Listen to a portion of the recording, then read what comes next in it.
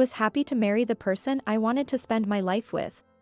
When I gave birth to our daughter, I was so happy and I cried. Everything was going so perfectly, it was almost scary. But then, I realized that this smooth sailing life was just an illusion. The moment I discovered my husband's betrayal, I made up my mind. I'm Amy, 30 years old, working mother. I'm leaving my cheating husband. What? He's not there. I shouted when I got the call from the daycare. I quickly lowered my voice and asked again, but it was true. They told me my daughter hadn't been picked up. Today was supposed to be my husband's turn to pick her up. I hung up and immediately called my husband's phone, but it went to voicemail. Was his phone off, or had the battery died? I apologized to my boss and left work early, rushing to pick up my daughter from the daycare. That night, the front door slammed loudly. After loud footsteps, the living room door banged open. The person who entered locked eyes with me, sitting with my arms crossed in the chair. I glared at my husband who had just come home. Be quiet. Emily is sleeping, and you'll get complaints from the downstairs neighbors. Our daughter Emily is only 3 years old. The poor child was left alone at daycare, crying because her father never showed up. When I picked her up, she was so exhausted from crying that she fell asleep immediately. Not being picked up by her father must have been a huge shock for her. After we got home, she was unusually quiet and barely ate her dinner. And now, it's 10 p.m. Emily should be asleep. But this foolish husband came home making a racket. Of course, I'm furious. What were you doing until now? You were supposed to pick her up today. I held back my anger and asked calmly. Maybe there was an unavoidable reason. I was tied up with work. Then at least call me or the daycare. I was busy. By the time I noticed, it was too late. What could I do? What do you mean, what could you do? I was getting more and more frustrated with his lack of remorse. Lately, for about the past year, my husband has been acting strange. This wasn't the first time he forgot to pick up Emily. I remembered the first 3 times. I've stopped counting now. It happens that often. It's unbelievable, considering how much he adored Emily. There are other strange things too. He's been working late more often. Busy or not, it's already 10 p.m. Does your company really keep you that late? His company encourages taking time off and limits overtime. It should be bedtime by now. If he's coming home at 10 p.m., that means he left work around 9:30 p.m. In the past, even when he had overtime, he'd be done by 8 p.m. Something is wrong. Something is fishy. We can't afford to be so lenient with the economy being bad. I'll be coming home around this time for a while, so you'll have to pick up Emily. Even though I thought it was strange, I didn't know much about his job. I wasn't convinced, but I didn't want to make Emily sad, so I nodded in agreement. A month passed since my husband stopped picking up Emily. His return times got even later, sometimes past midnight. There were even nights when he stayed at the office. Last night, he came home around 9 p.m. for the first time in a while, but he shut himself in his room, saying he was tired. In the morning, while I was making breakfast, he came out looking sleepy. Good morning. He didn't respond. He had stopped even greeting us properly. Good morning, Daddy. Yeah.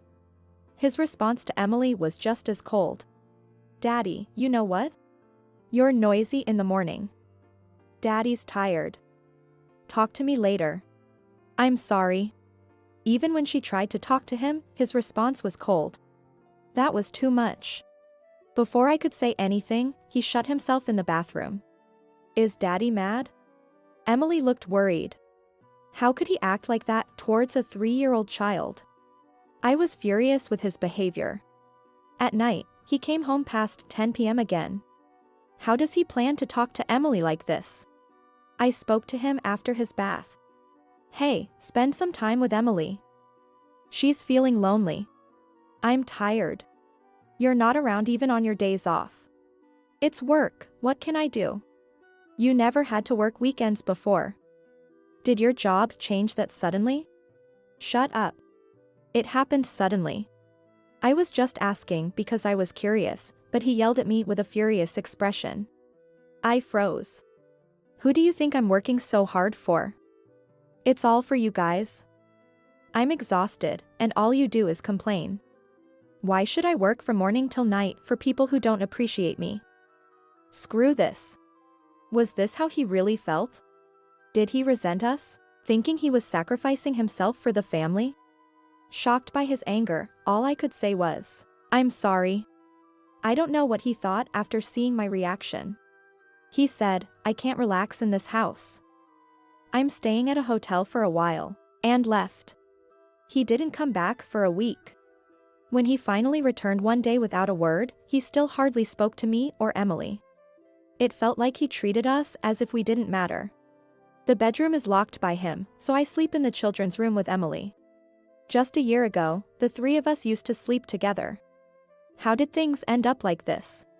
Every night, I cried and thought about it, but days passed without finding the cause or a solution. One day, while my husband was taking his usual late-night bath, I was picking up his suit scattered on the floor. He's very messy. These little things pile up and irritate me. I grabbed his shirt roughly. The moment I looked down at it, my eyes widened. I spread it out to see better.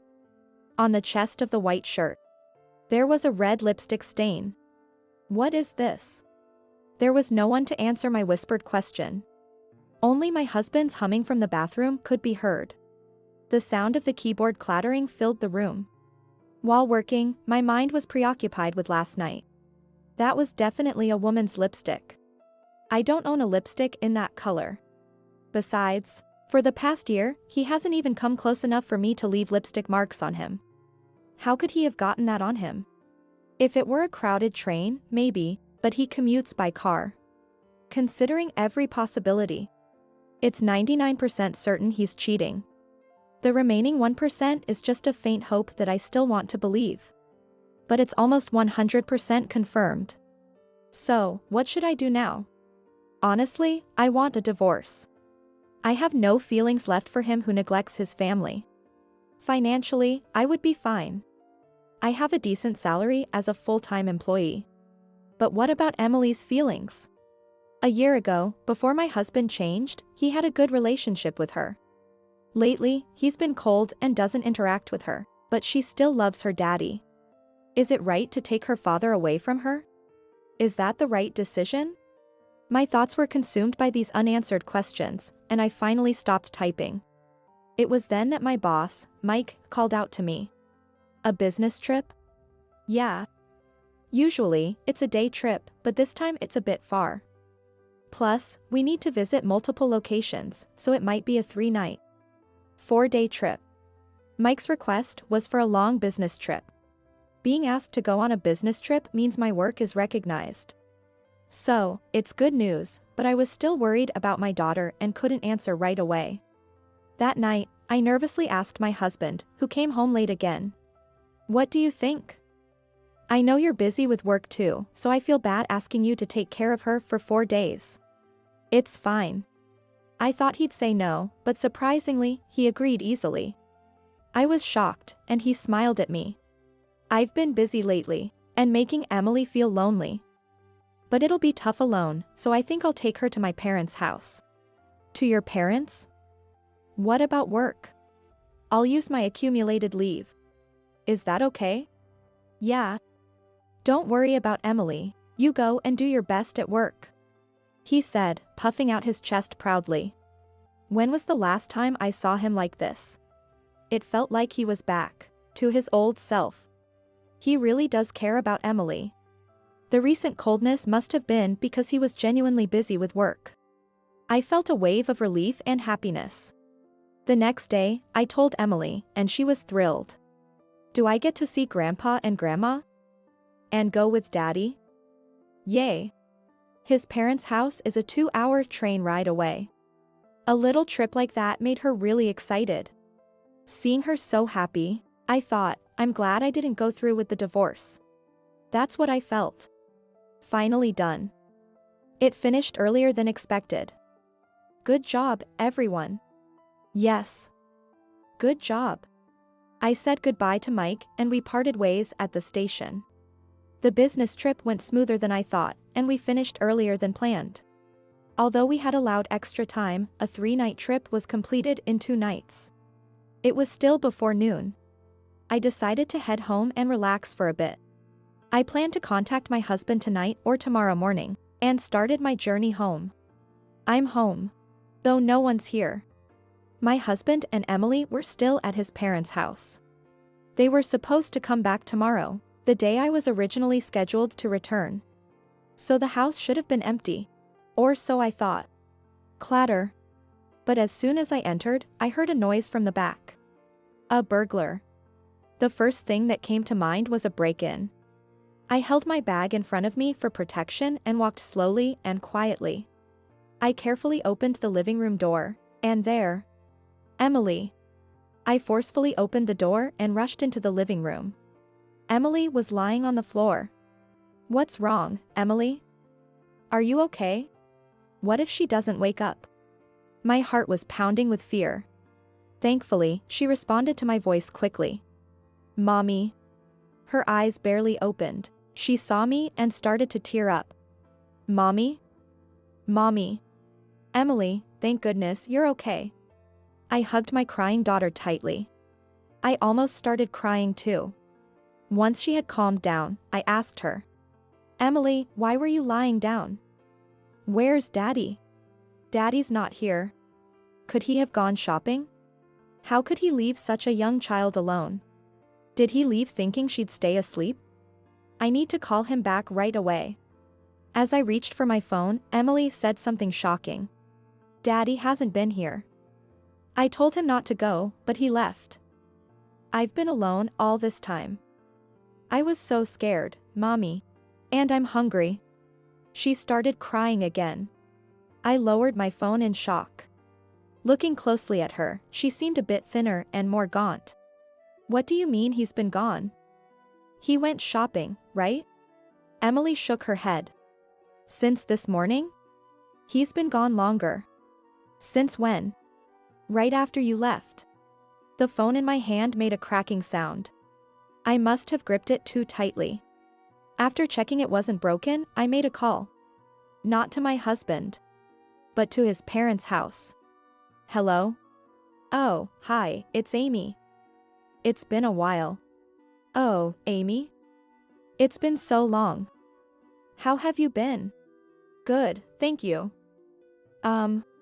Is my husband there? But before I could ask, his mother spoke first. How's Emily? And my son? He never calls, he's so busy. You all should come visit sometime. No need to ask further. I felt like I understood everything already. Yes, we're all fine. I took a deep breath and asked. My husband isn't there with you, is he? What? No, he hasn't called at all. Is he supposed to be here for a business trip or something? There you have it. My husband, who said he was taking Emily to his parents' house, didn't go there. I hung up and opened his laptop. Sure enough, there were numerous searches related to travel. I found out where he planned to go and which hotel he booked. A very nice hotel, I might add. And the reservation was for 2 people. Definitely not just 2 guys on a trip. It's probably the owner of that lipstick. So? That idiot husband is on a cheating trip, leaving Emily behind. Taking advantage of my absence, he left our 3-year-old daughter alone. Unbelievable. As anger turned my vision red, I made another phone call. After the call, I looked at Emily sleeping on the sofa. Tear stains marked her face. I left for my business trip, and shortly after, my husband left the house. It's been about 3 days since then. To think Emily was left alone all that time. How scared she must have been. How lonely she must have felt. How frightened she must have been. I'm so sorry, Emily. I'm so sorry. I kept apologizing to my sleeping daughter as I cried. After crying for a while, I lifted my head and tied my hair back. I couldn't afford to waste any more time. I started moving to take care of what needed to be done. I made another call. This time, to my husband. Hello? I didn't think he'd answer, but after a few rings, he picked up.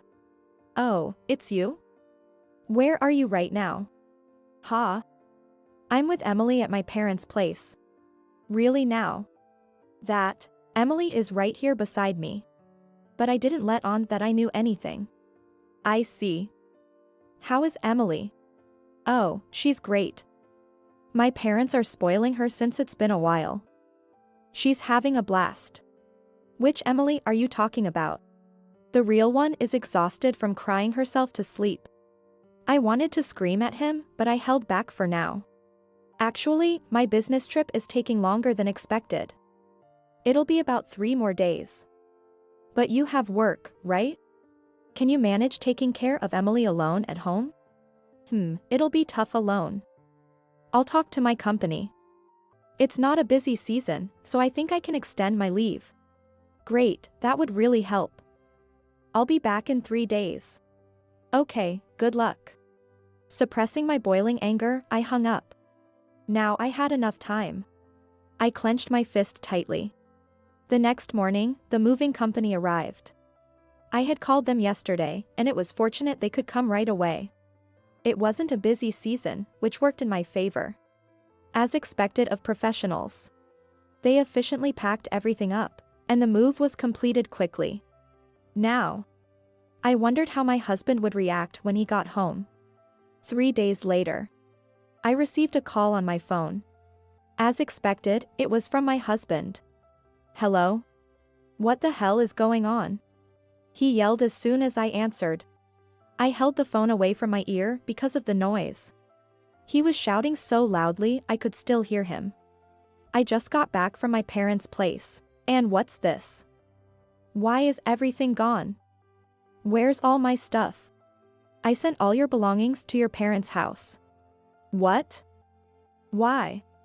I terminated the lease on the apartment. It's been put up for sale. I've moved out. What? What do you mean, you did all this without telling me? This makes no sense. Emily saw the empty room and cried her eyes out. Oh really? Can you put Emily on the phone, please? Well, she's actually exhausted from crying and is asleep right now. Then I'll call back later so I can talk to her. My husband's voice showed clear signs of panic. It's hard to say when she'll wake up. Actually, where is Emily? He probably called me immediately, after entering the empty apartment without checking on Emily first. How selfish to worry about his belongings before Emily's safety. What do you mean, where is she? Aren't you with Emily? You just said she was sleeping. Oh, yeah, she was. But I could hear doors opening and closing frantically on the other end of the line. He was obviously panicking because he couldn't find her anywhere. Hey, everything is gone from the house. And Emily. Emily is. What about Emily? Well. Did he really think I hadn't noticed anything was wrong? What a fool. You really are an idiot. Emily is with me. What? She's with me at my parents' house. What? What do you mean? What kind of joke is this? No joke. Who's the one doing things behind my back? My patience was finally at its limit. As my husband tried to deflect the blame, I exploded in anger. What were you thinking, going on a cheating trip and leaving Emily alone while I was on a business trip? Did you not consider what could happen to her if she was left alone for nearly a week? Wait. No, your affair partner is a junior colleague, isn't she? I know all about it. Wait, how do you know that? How could you so casually neglect Emily? You are the worst.